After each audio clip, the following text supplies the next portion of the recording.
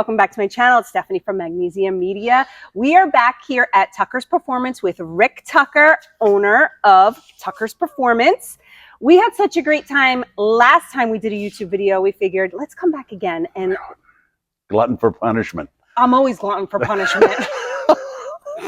I'm drawn to it. Here we are. Today, we are going to be talking about this beauty. Why don't you give us a little tiny insight before we head in? Okay, this car had some fabulous ownership, which we're going to get into in a bit. But the big news here is that it's a 900 code black car.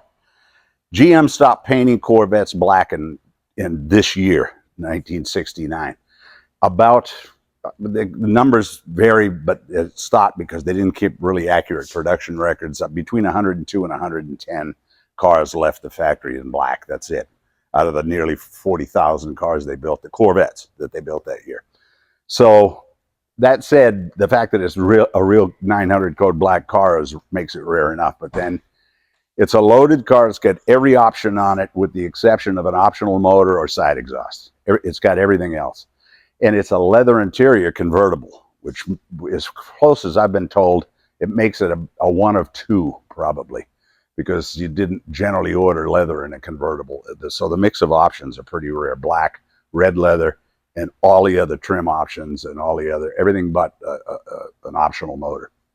So here we sit looking at a car that we restored. This particular car was owned by a very famous architect named John Daly. There are books written about him. He's a well-known architect, built buildings here and abroad. I mean, a lot of design is his. The car, when we found it, actually had been in a barn in Nebraska. He had passed on. Oh. Okay, and the family the car had gone into a barn. It had gotten hit in the right front and it knocked the fender off, and I'm sorry, left front, knocked the fender off and broke the surround panel, and the mice and the rats had gotten into it, mice particularly. Oh. And they ate everything. They ate all the wiring, they ate the interior, was full of them. You know, I just want to say, I have a pet peeve when people have prized possessions, right?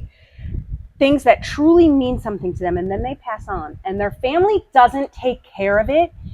Drives me up a wall. And I have no idea how that all took place. You know, his son signed the title for us when we bought the car. Right. The car has lineage, which is cool. Okay. Beyond that, you know, the rarity, and we were talking about this a little bit ago about the color. Yes, you know? The color. So real quick, as you're saying it, my mind is like working, and I'm thinking, have I ever seen a black Corvette? They're white. They're red, they're silver mainly, okay? I've seen yellow, but you're right, it's very rare you see a black Corvette. There's a reason, and it's the later cars, there are a lot of them. If you look at the brand new C8 Corvettes, there's a lot of black ones out there. To me, those cars with all of the giga, the vents and everything that are all black, yeah. A white car with all that black stuff hanging on it looks kind of odd, but a black car with the black stuff on it you start to see the flow of the design. Right. But what this was all about is Corvettes were painted black starting in 1954. Okay. Corvette's very first year was 53. All the cars were polo white with a red interior. Okay. 54, they were trying to broaden the scope and get some buyers because the Corvette almost wasn't going to survive. Okay. So they introduced black, they introduced painted blue, they brought some other colors to the palette. So black started being on the Corvettes in 1954. And it stayed on the Corvettes all the way until 1969. And the reason that it wasn't a beautiful color, the color combination, but it didn't stay on fiberglass very well. Oh. They were painting the cars with lacquer. The black absorbed so much heat that it would just keep drying the lacquer until it wanted to fall off. The cars would get checks all over them. I mean, the paint typically was good in a hot climate for maybe 3 or 4 years, and the car needed to be stripped and painted. Wow, okay. So in 69, they called it off. We're done. Well, by the time that management gets to the assembly line, between 102 and 110 cars were believed to have been painted black. This is one of those. This is a real factory code black car. And that's it. Between 1954 and 1969, 69. that's it. It's you know, I own several of those cars. I had a beautiful black on black 65 Corvette Roadster fuel injected car, and it was 2 years old, and I didn't keep it at the time because I mean the paint was just gone on the car. Really? The car didn't have, if memory serves, the car didn't have 30,000 miles. It was about 27,000 miles, and the paint was just coming off it What a everywhere. shame. And it, yeah, in those days, you know, I didn't have the facility to be able Yeah. to strip one and paint one, so it had to go away. So black is an intriguing color. When we paint them now, it's a different game. When we paint them now, we're painting on fiberglass, so we're smart enough to realize we have to put a barrier down. It's like the M&M's chocolate candy with Gotcha. the thin candy shell. You know, the Yes. chocolate melts in your Yeah. mouth, not in your hand, that kind of thing. You know, we'll gel coat these cars. We strip them bare, and then we gel coat them, which is that hard candy shell that we put on the fiberglass. And it's what makes it so expensive to do, you know, particularly a black car. Right. And then we're using urethane materials rather than lacquer, which have a lot more give. And with the thin candy shell applied underneath it, the gel coat, it stays very nice. We painted this car about 5 years ago, and it Looks pretty good to doesn't me. doesn't get used every day. I'll give you that. But I mean, it doesn't shrink back. It doesn't crack. It doesn't. Yeah. It just. Well, they say black don't crack. Yeah. Just saying, right? Corvettes are famous for black. You know, in these cars where the panels are glued together, Right. they have what's called bonding strips. And these cars will broadcast if they're in black, all of the bonding strips. So after they're a couple of years or 3 years old, a real survivor judged car, the judges are looking for these places where you can actually see where the side fender was glued to the surround panel, which I always thought was ugly. We overdo that. We'll pull 3 or 4 layers of ounce and a half mat into those bonding strip areas so that they'll never shrink back. Right. We over restore here. I've not been that guy that wants to restore a car so that it looks like the day that it came out of the factory. You know, the buyers today aren't there either. Right. They don't want to see the cars as poorly as they came out of the factory. I mean, they didn't fit bad. The lacquer when it was new looked nice, but typically you can only buff it so much and the lacquer, you go right through it. They're easier to repair. Lacquer's easier to repair than urethane. But, you know, based on the fact that we're looking at cars that are 20 or 30 or 40 or 50 years old now, Right. you know, what we're trying to do is to build longevity into the restoration. It costs a lot of money to do a car like this. And people, Oh, sure. people don't want to hear that you really shouldn't put it out in the sun. You know? How much did this one cost to restore? Yeah, I'm trying to remember how much. You know, this was 5 years ago. You know, and it was. I know we spent a couple of $100,000 on this car. It needed a bunch of. We had to put a fender to repair the surround panel. All the gaps were terrible. The interior was totally gone. I mean, it was when mice come to stay. They get in all the air conditioned ducts. Oh. You know, the big plenum in these cars that you take off the firewall. And we had everything apart. The rat droppings or mouse droppings are about this deep in the car. You couldn't get near it. It just smells so bad. So it was, you know, it had to come completely apart. We had to sand it. We weren't down to the bare glass like we always do, bare frame, and I should get some. I've got a lot of restoration photos of these cars that we talk about, and maybe I would love if to your see husband them. talks to me really nicely, I might let him have some of those. So he can put them in his B-roll stuff. Start sweet talking. Come on. Because it's nice to see, you know, where these cars started from. Yeah. If you saw what Absolutely. this car came in looking like and what it looked like when we had the fender cut off and everything else. I'll show you some of those pictures Oh, before that'd be you leave amazing today. to see. But we might do that. I have a couple questions. So, Tucker, this is a very rare special car. What exactly makes it so rare? And I know you have a special name for it. What is that? Well, we call it the tuxedo car, and the reason that we do is as we do more cars together. I think the blue Corvette that we started with, you saw the other side of 1969 where it's brawn. Yes. It's all muscle. This was a gentleman's optioned car. Okay. You know, I mean, from white wall tires to the turbine wheel covers. I mean, there were a lot of things that were aimed at making the car look more appealing to a gentleman than a race Right. car driver. So the colors were very alluring. The options were important. When this car was ordered, obviously the customer didn't care about.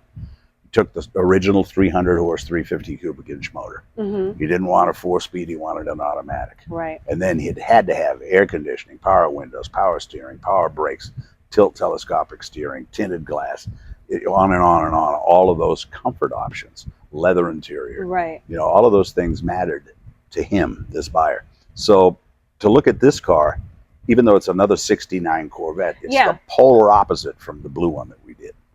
The blue one, the ZL1 car, was, that's a monster. And they made them, 69 was a year that there were more options available than there ever had been before or since. Really? There were more engine options available in 1969 than in any other subsequent year. Why? Or why did they stop with that? Well, the insurance companies. Oh. Okay. They kept building more horsepower into the cars, and they were appealing to a broader audience. You had to understand what you were looking for. The base motor like this, a 300 horse 350, is a smooth idling car. It gets good mileage. They're very tractable. Yeah. They still performed very well. Right. But it wasn't like the 435 horse triple carbureted L71 motor that came out later, that came out also in that year. Right. Never mind the all aluminum motor or the L89 motors, the L71 with aluminum heads. There were so many options that were available in the powertrain. But you're going past 400 horsepower, going to 450 horsepower was where they were headed. There were a couple that they underrated, so they wouldn't sell them really. Okay. That we've gone through those kind of cars before, but we're in a place with engine options, with comfort options, where this car was obviously meant to drive and enjoy and be comfortable in. I like that you said a gentleman's car. And as you're talking, and I'm thinking, because I was born in the 70s, okay, and a lot of younger people nowadays, they won't understand that. They won't understand a gentleman's car because they grow up to think cars or muscle cars or, oh, that's a hot car, that's this. They won't understand what a gentleman's car is. Now, when you're saying gentleman's car, I'm thinking, right, a well-dressed man getting in, who takes care of his car. He's not just worried about what other people are going to think. He wants to thoroughly enjoy that car. That's like his baby, right? He goes out, he has a good time. He's not worried about what other people are going to think. The options aren't to please other people. They're to please him, to make him comfortable. Bingo. You don't see that anymore. A man's man. Yeah, thank you. A man's man. You don't see that anymore. And it's true, because and this is what made the 60s cars so cool. Okay, they could appeal to the boy racer if he had money, right? Enough money to afford one, because right. These cars, even in this day, they were $5,000 to $6,000. That was a lot of money in 1969. Absolutely. And you could actually outfit these cars where there were $10,000 ones with the ZL1 motors and all of that in that day. That's like $125,000 to $130,000 car now. So today's money, yesterday's money. Yesterday was different in the sense that everything, from the TV you watched, the advertising you saw, everything was different. Oh yeah. Families, there were guys that were business owners. They understood what they wanted to do, who they wanted to be. They needed to, like you said, if they're dressed up or they go to work in the morning with a shirt and a tie and slacks on, they don't want to sweat in the car. They want air conditioning. They're not interested in the motor that makes 400 horsepower. They could care.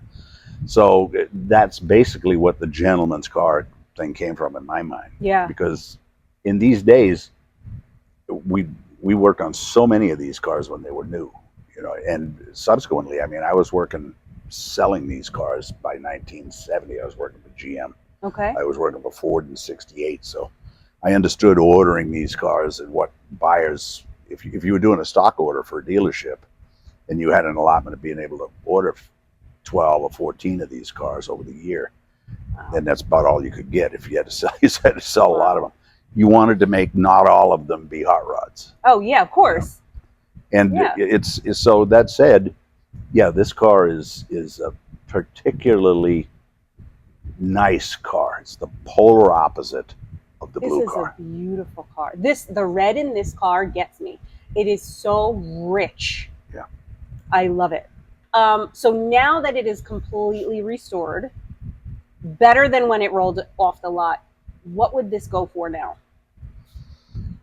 I would probably take $250 to $300 to buy it. Wow. So in 1969, it would go for $5 or $6 grand. Yeah. And now, after restoration in 2024, it's pretty remarkable. Yeah. Let's take a peek inside. So's a bag of groceries anymore. Yeah, that's true. That's totally true. Let's take a peek inside.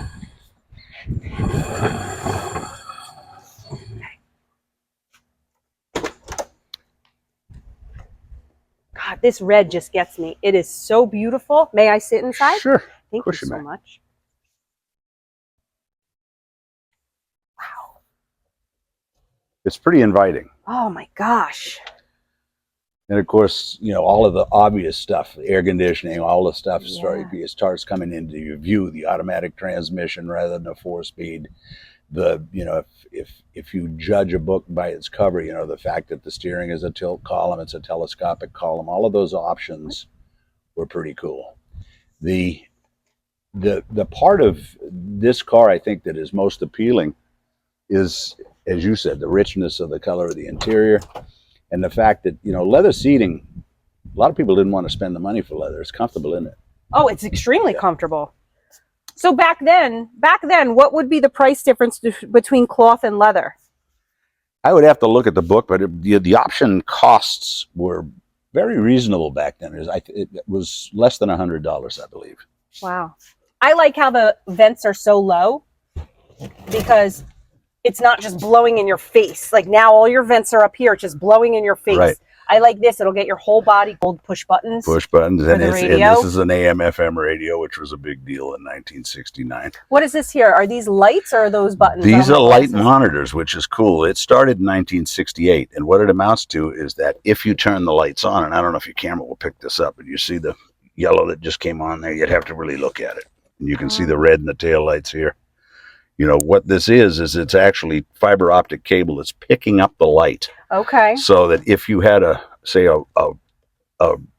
right-hand park light that was out, okay, or the tail light that was out, this would not be illuminated. Aha. So they were monitors. So the license plate lamp, the left and right tail lamp, so you see them blink with blinkers. The park lights, the low beam lights, and the high beam lights, right, all light up with monitors. Not only your dash lights illuminating everything, but that monitor. Is this an ashtray? Cool. Yep. You never see ashtrays in cars anymore. Nice part is if you don't want to see it, you don't have exactly. to, right? Close that sucker up. You know, there was so much forward thinking when these cars were designed, because it's almost as if everyone smoked. Yeah. But it was almost as if, you know, we really don't want, particularly too with a convertible. Yeah, exactly. With a convertible, the last thing you want to do is have your ashtray open with the turbulence that would happen. A convertible blows ashes all over. Oh, yeah, definitely. So you could close it off. This is a convertible with two tops. So it's got the soft convertible top, black, and it's got this removable hard top. Gotcha. So that was optional also to have both tops. And it makes the car, this is another thing that tends to lead us into that gentleman's car idea. With the hardtop on, in rain and snow or in heat, right? You know, the inside climate system works really, really well instead of a cloth top. Oh, definitely. You know, or a fabric top. So you get your choice to have either. Usually, I mean, where I came from, you know, we'd put the hard top on them in the fall and take it off in the spring. Right. And that way you'd have the convertible top that you could put up and down if you ordered the car with both tops. And you didn't have to deal with the hard top it's because it's a little, you got to bolt it on. So but it really makes it nice for an air-conditioned car, and it really closes and tightens the car up too. There's a lot of structure in the roof that helps the car. These cars were a little torsionally weak. All of them were. From all of the C2 and C3 cars, second, third generation cars were a little torsionally weak in the frame. So this structure keeps them quiet too, squeaking and rattling. What are these things right under the dash right there? Those are override controls. Okay, this thing has obviously hidden headlights. They're vacuum controlled. And what that amounts to is the left one you can pull down. It will open the windshield wiper door. Oh, okay. because the windshield wipers have a door. And you close it, and the right one will open the headlights. Okay. Okay. And of course, if you drove these cars in the wintertime, you needed to be able to keep, if you got ice conditions or whatever, Right. you wanted to put the lights up and have them stay up. You wanted to have the Aha. windshield wiper door open all the time, because if it froze down, you wouldn't be able to get the wipers on. Gotcha. Shut these wipers off, they'll go down and park, and then the door closes. Understood. So you need to stop the wiper blades on the windshield. So you have the wiper blades going, you turn them off, and then stop on the windshield. You can change the blades. Gotcha. Gotcha. So that's the answer to that question. All of these other deals were just, they're comfort items. It's nice to be able to pull this down. This telescopes in and out. I love this steering wheel. I like skinny steering wheels. I do too. Right? I do too. I mean, that whole idea of a big wheel is cute in a race car, but there was something about the comfort of these. You could. It was just a different day, and it's probably the nostalgia more than anything that I'm attracted to, because these really, from a control standpoint, I think you're better off with a fatter wheel. Okay. But this is part of the allure of these cars. It is. It is. They, did I ever tell you I want to have a steering wheel collection? No. I will. I'm going to have a steering wheel collection. Because I love all the old steering wheels. They don't make them anymore. Most women want jewelry, clothes. I don't care about jewelry. Steering wheels. Okay. I'm dying to take my watch off. I'm only wearing it for the video. I never have jewelry on, only for videos. I want steering wheels. I want steering wheels. All right. You can have steering different. wheel. We'll talk to Bob about the steering wheel collection. Yep. All right, Tucker, this has been fantastic. I love how knowledgeable you are. Everybody loves to hear what you have to say about your cars. Your work is absolutely beautiful. Okay. Again, it's our team. We've got a great group of guys here. Absolutely wonderful, the work that they do. If we look around here, I want everybody to see. Look at all of these. Now, I know everything's covered in plastic, but you have a plethora of cars here. There's so much that we could talk about. And I'm curious if the audience would like us to keep on the Corvette topic, or would you like us to move on to something new? And Tucker, you were saying if we do stick with the Corvette topic, you have a one-of-one. I've got a one-of-one car that's a really, really neat car, and it's another 69. 69 happened to be my favorite year. Okay. So it'll be the third one we've done. We've got the tuxedo car. We've got the animal. The ZL1 car. Right. And this one is the really, really rare car. It's a one-of-one Berger Chevrolet Corvette. Okay. I was able to document this with Dale Berger himself before he passed on. Really? And we've got all the paperwork and lineage, and we've restored the car like this. Over-restored it, but it's a beautiful car. Well, really I'm intrigued. Comment below if you want us to do the next video on that, if you'd like to stick with the Corvette topics, or if you'd like to move on to something else, because there's plenty that we can do here. Again, Tucker, this was absolutely amazing. Thank you very much. Hey, make sure you're following Tucker's Performance Las Vegas. Make sure you like, share, and subscribe, and we will see you next time. Bye.